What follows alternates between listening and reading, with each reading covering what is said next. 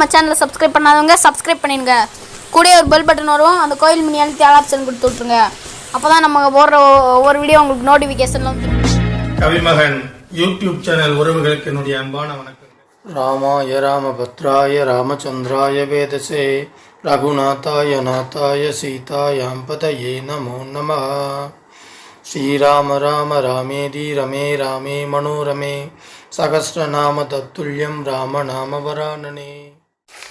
வாலியின் உடலை சுற்றின்ற வானர்கள் எல்லோரும் வாலியின் புகழை பற்றி பேசி பேசி கதறி அழுதார்கள். தாரை தரையில் வீழ்ந்து கதறினார். இந்த வானர்கள் எல்லாம் கதறி அழுவது உன் காதில் விழவில்லையா? எழுந்தவர்களை சமாதானப்படுத்த மாட்டாயா? அங்கதனும் நானும் அழுது ஓலமிடுவது உன் காதுகளில் விழவில்லையா? எழுந்து எங்களுக்கு ஆறுதல் கூற மாட்டாயா? என்னை தனியே விட்டு இப்படியே நீ போய்விடலாமா? இனி ஒன்று சொல்வேன். அறிவுள்ள எவனும் தன் மகளை ஒரு வீரனுக்கு திருமணம் செய்து கொடுக்கக்கூடாது. வீரனை மணந்து இன்று விதவையாகிவிட்ட என் நிலையை பார்த்து எல்லோரும் இதை புரிந்து கொள்ள வேண்டும். என் பெருமை அழிந்தது, என் மகிழ்ச்சி ஒளிந்தது. துக்கமெனும் ஆழம் காண முடியாத கடலில் நான் வீழ்ந்தேன். மகன் இருந்தாலும் சரி, பெரும் செல்வங்கள் இருந்தாலும் சரி, கணவனை இழந்து நிற்கிற பெண்மணி விதவை என்றே அழைக்கப்படுகிறார். அந்த நிலைமையை நான் அடைந்தேன். ஐயோ, உன் மார்பில் அம்பு குத்தி இருப்பதன் காரணமாக உன்னை தழுவி கட்டிக்கொண்டு கதறக்கூட என்னால் முடியவில்லையே. இப்படி தாரை கதறிய போது சுக்ரீவனின் தளபதிகளில் ஒருவனாகிய நீலன் என்பவன் வாளியின் மார்பிலிருந்து அம்பை பிடுங்கினான். சூரியனின் ஒளி போல அந்த அம்பு பிரகாசித்தது. வாளியின் உடலிலிருந்து இரத்தம் வழிந்தது. தாரை வாளியின் உடலை கட்டிக்கொண்டு கண்ணீரால் அதை நினைத்தாள். பின்னர், அங்கதா, என் அருமை மகனே, முற்பிறவிகளில் செய்த பாவத்தின் காரணமாகத்தான் உன் தந்தைக்கு சுக்ரீவனிடம் குரோதம் ஏற்பட்டிருக்க வேண்டும். அவருக்கு நேர்ந்துள்ள கதியை பார் என்று அங்கதனை பார்த்து கூறி அவள் அழுதாள். அங்கதன் தந்தையின் காலை தொட்டும் கும்பிட்டு கதறினான். அப்போது தாரை, நீடூழி வாழ்க என்று நமது மகனை பார்த்து சொல்லக்கூடாதா என்று கூவி வாளியின் உடலை கட்டிக்கொண்டு மீண்டும் மீண்டும் கதறி அழுதாள். வாளியின் உடலையும் கதறி அழுது கொண்டிருந்த தாரையையும் அங்கதனையும் சுக்ரீவன் பார்த்தான். வாளியின் முடிவுக்கு காரணமாகிவிட்ட தன்னைத்தானே அவன் பெரிதும் நொந்து கொண்டான். வாளியின் முடிவுக்கு காரணமாகிவிட்ட தன்மீதே சுக்ரீவனுக்கு பெரிதும் வெறுப்பு வந்தது. தன்னுடைய ஆதரவாளர்களால் சூழப்பட்டு நின்ற அவன் தன்னையே தான் வெறுத்தவனாகவும் மெதுவாக நடந்து ராமரை அணுகி பேசலுற்றான். மனிதர்களில் மேம்பட்டவரே, எனக்கு கொடுத்த வாக்குறுதியை நீங்கள் நிறைவேற்றி விட்டீர்கள். ஆனால் இப்போது நான் இன்பங்களையும் சுகத்தையும் விரும்பவில்லை. உயிர் வாழவும் நான் விரும்பவில்லை. தாரை துக்கம் தாங்க முடியாமல் கதறுகிறாள். அங்கதன் பெரும் ஆபத்தில் சிக்கிவிட்டது போல் தவிக்கிறான். என்னால் இதை காண சகிக்க முடியவில்லை. ஆட்சியில் அதன் காரணமாக எனக்கு ஏற்பட்ட கோபத்தினாலும் என்னுடைய மூத்த சகோதரனின் அழிவை நான் நாடினேன். ஆனால் இப்போது வாளி கொல்லப்பட்ட நிலையில் இனி இந்த காரியத்திற்காக என் வாழ்நாள் முழுவதும் நான் வருந்த வேண்டியதுதான் என்பதை உணர்கிறேன். இப்படி ஒரு காரியத்தை செய்து ஆட்சியை பெறுவதை விட நான் ரிஷ்யமுக மலையிலே எப்படியோ அலைந்து திரிந்து என் வாழ்நாளை கழித்திருக்கலாம். அது எவ்வளவோ மேலான நிலையாக இருந்திருக்கும். நான் முன்பு வாளியோடு மோதிய போது அவன் என்னை பார்த்து, உன்னை கொல்ல நான் விரும்பவில்லை, ஓடிப்போ என்று கூறினான். அது அவனுடைய தகுதிக்கு ஏற்றது. அவனை கொல்ல உங்கள் உதவியை நாடி நான் என் விருப்பத்தை நிறைவேற்றி கொண்டேன். இது என்னுடைய தகுதி. நான் உயிரிழக்க வேண்டும் என்று வாளி எப்போதும் விரும்பியதில்லை. ஆனால் என்னுடைய வக்ர புத்தியின் காரணமாக அவனுடைய அழிவை நான் விரும்பினேன். அவனோடு சண்டையிட்டு நான் தவித்தபோது கூட அவன் மீண்டும் இம்மாதிரி தவறு செய்யாதே என்று தான் கூறினான். அவனிடம் சகோதர பாசம் இருந்தது, தர்மம் இருந்தது, மேன்மை இருந்தது. என்னிடமோ கோபப்படும் பேராசையும் பொறுப்பின்மையும் தான் இருக்கின்றன. உடன் பிறந்த சகோதரனின் அழிவை விரும்பிய நான் பெரும் பாவியாகிவிட்டேன். உன்னுடைய பாவம் என்னை கொளுத்துகிறது. என் மனதில் உண்டாகிவிட்ட துக்கத்தை என்னால் தாங்க முடியவில்லை. இவ்வாறெல்லாம் மனம் வருந்தி புலம்பிய சுக்ரீவன் மேலும் தொடர்ந்தான். தொஷ்டாவின் மகனை கொன்றதால் இந்திரன் அடைந்த கொடிய பாவத்தை நான் அடைந்து விட்டேன். அன்று இந்திரனின் பாவத்தை நதிகளின் முதல் பெருக்கும் பூமியும் பெண்களும் மரங்களும் வாங்கி கொண்டன. இன்று என் பாவத்தை யார் ஏற்றுக்கொள்வார்கள்? குல நாசத்தை விளைவிக்கிற இப்படிப்பட்ட பாவத்தை செய்துவிட்டு மக்களின் தலைமையை ஏற்க எனக்கு என்ன தகுதி இருக்கிறது?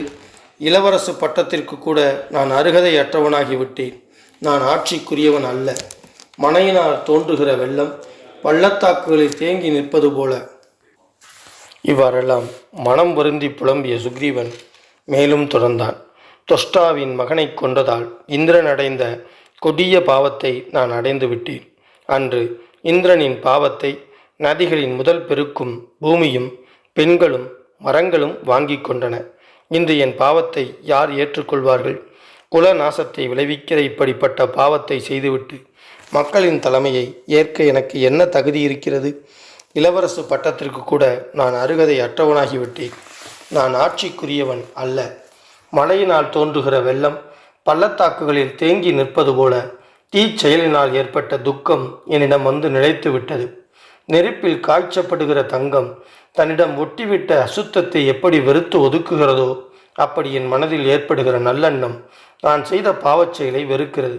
இந்த வானரங்களின் கூட்டமும் சரி, அங்கதனும் சரி, வாலியின் மரணம் காரணமாக பாதி உயிர் போனவர்களாக தெரிகிறார்கள். அங்கதனுக்கு நிகராக நற்குணங்களை பெற்ற ஒரு மகனை யார் பெறப்போகிறார்கள்? அவனுக்கு என்னால் நேர்ந்துவிட்ட கதிதான் என்ன? அங்கதனை வளர்ப்பதற்காக வேண்டுமானால் தாரை உயிரோடு இருக்கலாம். மற்றபடி அவளுக்கு இனி உயிர் வாழ விருப்பம் இருக்காது. இந்த நிலையில் நான் செய்யக்கூடியது ஒரே ஒரு காரியம்தான். கொழுந்துவிட்டு எரியும் தீயில் நான் விழுந்து விடப் போகிறேன். இங்கே இருக்கிற வானரர்கள் சீதையை தேடுவதில் முனைவார்கள். நான் உயிர் விட்ட பிறகும் அந்த காரியம் நடந்தேறும். ராமரே, குலத்தை கெடுத்தவனும் உயிர் வாழ அருகதை அற்றவனுமான இந்த பாவிக்கு விடையளியுங்கள். நான் மரணத்தை தழுவ விரும்புகிறேன். இப்படியெல்லாம் துன்புற்று பேசிய சுக்ரீவனின் வார்த்தைகளை கேட்டு ராமர் கண்களில் நீர் ததும்பியது. அழுது கொண்டிருக்கும் தாரையையும் அவர் பார்த்தார். அப்பொழுது வாலியின் உடலை கட்டிக்கொண்டு அழுது கொண்டிருந்த தாரையை சில வானர்கள் எழுப்பி ராமர் அருகில் அழைத்து வந்தார்கள். நீங்கள் எல்லாம் அறிந்தவர், இந்திரியங்களை வென்றவர், நிகரற்ற பலம் வாய்ந்தவர், மனித சரீரத்துக்குரிய தோற்றத்தை மீறி தெய்வீகமான ஒரு தோற்றமுடைய ராமரே, நான் இல்லாமல் வாலி மகிழ்ச்சியோடு இருக்க மாட்டார். ஆகையால் நானும் அவர் சென்ற இடத்திற்கே செல்ல விரும்புகிறேன். அவரை கொன்ற அதே அம்பினால் என் உயிரையும் முடித்து விடுங்கள். நான் அவரை அடைகிறேன். சீதையை பிரிந்து உங்கள் மனம் பரிதவிப்பது போல என்னை பிரிந்த துக்கத்தினால் வாலியும் துன்பத்தில் வீழ்வார். அன்புக்குரிய மனைவியை பிரிந்தவன் எப்படிப்பட்ட மனவேதனையை அடைவான் என்பது உங்களுக்கு நன்றாக தெரியும். ஆகையால் என் உயிரை முடித்து வாலிக்கு அந்த மனவேதனை கிட்டாமல் காப்பாற்றுங்கள் என்று அழுது கொண்டே முறையிட்ட தாரை மேலும் தொடர்ந்தாள். பெண்ணை கொன்ற பாவத்தை நீங்கள் அடைய மாட்டீர்கள். மனைவி கணவனின் ஆத்மா என்று சாஸ்திரங்களை அறிந்த பண்டிதர்கள் கூறுகிறார்கள். ஆகையால் நான் வாலியின் மறுபாகமே அல்லவா? கணவனோடு அவனுடைய மனைவியை சேர்த்து வைப்பது நல்ல காரியம்தானே? என்னை வாலியோடு சேர்த்து வையுங்கள். வீர பத்னியே, தவறான எண்ணத்திற்கு இடம் கொடுத்து விடாதே என்று தொடங்கிய ராமர் சொன்னார். உலக இயக்கம் பிரம்மாவினால் நடத்தப்படுகிறது. சுகம் துக்கம் என்கிற அனுபவங்கள் அந்த பிரம்மாதேவனாலேயே விளைவிக்கப்படுவதாக சாஸ்திரங்கள் கூறுகின்றன. 3 உலகங்களில் வாழும் சகல ஜீவராசிகளும் அவருடைய ஆணைக்கு உட்பட்டே நடக்கின்றன. இவ்வாறு விதிக்கப்பட்ட விதியை மீறி நடக்கக்கூடியவர் எவரும் இல்லை. உனது மகன் இளவரசு பட்டத்தை இப்போது பெறுவான். அதன் பின்னர் உன் மனம் நிம்மதியை காணும். சுத்த வீரர்களின் மனைவிமார்கள் மனக்கலக்கத்தை அடைவதில்லை என்பதை நினைவில் நிறுத்தி துக்கத்திலிருந்து விடுபடுவாயாக. இப்படி ராமரால் ஆறுதல் கூறப்பட்ட தாரை அழுவதை நிறுத்தி மௌனமாக நின்றபோது அங்கதனையும் சுக்ரீவனையும் தேற்றிவிட்டு ராமர் சொன்னார், இறந்தவனை குறித்து மற்றவர்கள் சோகத்தினால் சூழப்பட்டு நின்றால் அதனால் அவனுக்கு நன்மை விளைவதில்லை. உலகில் நடக்கும் எந்த ஒரு நிகழ்ச்சிக்கும் விதிதான் காரணம். எல்லா ஜீவராசிகளுடன் கூடவே இருந்து விதிதான் அவர்களை செலுத்துகிறது. எந்த ஒரு நிகழ்ச்சிக்கும் நடத்துபவன் என்பவன் வேறொருவன் அல்ல, விதிதான். விதி தனது எல்லையை மீறுவதில்லை, கூடுவதும் இல்லை, குறைவதும் இல்லை. அதற்கு விலக்காகவும் எவன் ஒருவனும் இல்லை. விதிக்கு வேண்டியவன் வேண்டாதவன் என்பதும் கிடையாது. விதியின் எதிரே உறவும் இல்லை, பலமும் இல்லை, பராக்கிரமமும் இல்லை. அறம் பொருள் இன்பம் யாவும் விதியின் பயன்களே. உயிரை புல்லென மதித்த வீரனாகிய வாலி அரச தர்மத்தை காத்து நல்வுலகத்தை எய்தியிருக்கிறான். அவன் அடைந்திருக்கும் முடிவு மேன்மையானதே. ஆகையால் சோகத்தில் மூழ்காமல் இப்போது செய்ய வேண்டிய கடமைகளை எல்லோரும் செய்ய வேண்டும். இவ்வாறு ராமர் கூறிய பிறகு லக்ஷ்மணன் நிலை குலைந்து கிடந்த சுக்ரீவனை பார்த்து, வாலிக்கு நடக்க வேண்டிய இறுதிச் சடங்குகளை ஆரம்பிக்க ஏற்பாடு செய்வாயாக. மனம் நொந்திருக்கும் அங்கதனை தேற்றுவது உன் கடமை என்பதை மறந்து நீயே சிறுபிள்ளைத்தனமாக நடந்து கொள்ளாதே. கிஷ்கிந்தை உனது பாதுகாப்பை எதிர்நோக்கி இருக்கிறது. வாலியின் உடலை எடுத்துச் செல்ல பல்லக்கு ஒன்று கொண்டு வரப்படட்டும். அவன் உடலை பல்லக்கில் சுமந்து செல்வது எந்தெந்த வானர்களுடைய பொறுப்பு என்பது நிர்ணயிக்கப்படட்டும் என்று சொன்னான். அவன் கூறியவாறே சிறந்த பல்லக்கு ஒன்று கொண்டு வரப்பட்டது. அங்கதனுடன் சேர்ந்து சுக்ரீவன் வாலியின் உடலை தூக்கி பல்லக்கில் வைத்தான். வாலியின் உடலுக்கு அலங்காரங்கள் செய்யப்பட்டன.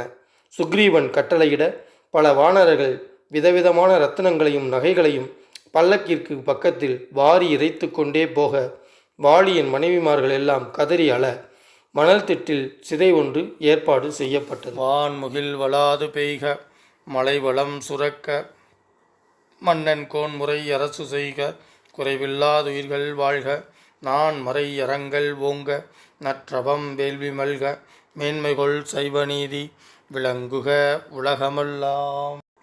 ஸ்ரீமத் ராமாயணத்தை அனுதினமும் படிப்பதால் அனுதினமும் கேட்பதால் மனதிலும் செயலிலும் அமைதி உண்டாகும். இப்பூவுலக வாழ்வில் நிறைவு உண்டாகும். 7 தலைமுறைக்கும் மங்களம் உண்டாகும். ஸ்ரீமத் ராமாயணத்தை அனுதினமும் ஸ்ரத்தா பக்தியோடு இடைவிடாது சிந்திப்பவர்கள் பூரண சுகம் உடையவராக நோயற்ற தேகத்தோடு நன்மையையே அனுபவிப்பர். இறைவனின் அருளால் சிறு துன்பங்கள் கூட இல்லாமல் இன்பமுடையவராக வாழ்வர். மேலும் ஆயுள் விருத்தி அடைவார்கள். தன லாபம் பெறுவார்கள். பிரிந்த குடும்பம், பிரிந்த உறவுகள் ஒன்று சேரும். அவர்கள் இல்லங்களில் சுப காரியங்கள் நிகழும். அவர்கள் இல்லத்தில் தானிய விருத்தி அடையும். பில்லி சூன்யம் வேரோடு அழியும். தீரா கடன் தீரும். உறவுகள் பலப்படும். புதிய புதிய முயற்சிகளில் வெற்றி பெறுவர். எடுத்த காரியங்களெல்லாம் ஜெயம் உண்டாகும். யம பயம் நீங்கும். பேய் பிசாசு போன்ற அச்சம் நீங்கும்.